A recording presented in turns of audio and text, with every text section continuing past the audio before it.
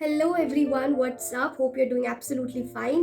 And I'm back with another video और इस video में I'll tell you the important topics of the chapter Morphology of Flowering Plants.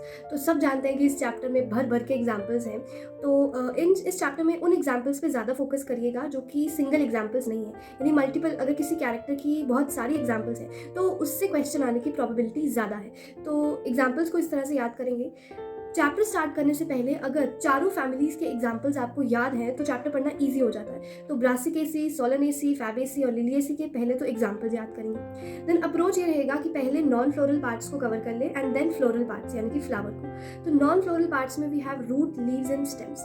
तीनों के modification सबसे ज़्यादा इंपॉर्टेंट है, जिसपे सबसे ज़्यादा क्वेश्चन आते हैं। और मॉडिफिकेशन के अलावा रूट में आपके पास है टाइप्स ऑफ रूट और regions of root. Then stem में तो सिर्फ मॉडिफिकेशन ही है। लीफ में we have venations, types of leaves that is simple compound, palmately, pinnately compound and phyllotaxy और उसके एग्जाम्पल्स।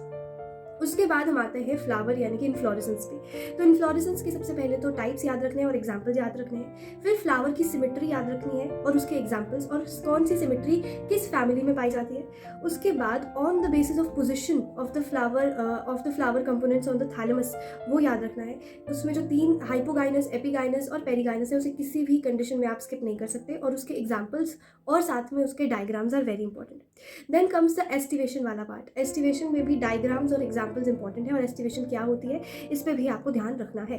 देन प्लेसेंटेशन, प्लेसेंटेशन में भी डायग्राम्स और एग्जाम्पल्स।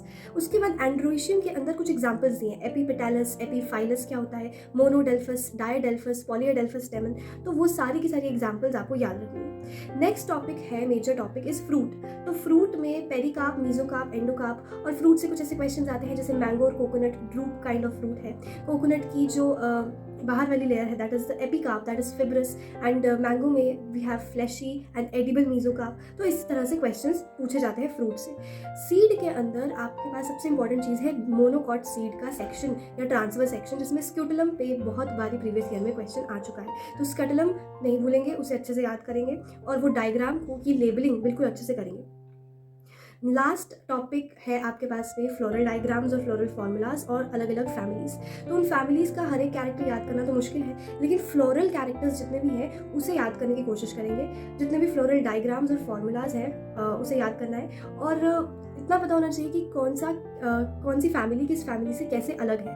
और अगर आप ये स्टार्टिंग में याद कर लेंगे और हर कैरेक्टर के साथ फैमिलीज को पढ़ेंगे तो बहुत ज़्यादा ईजी हो जाएगा याद करना। So guys, that's it for this video. I hope that it was helpful. See you in the next video. Till then, keep studying. Bye bye.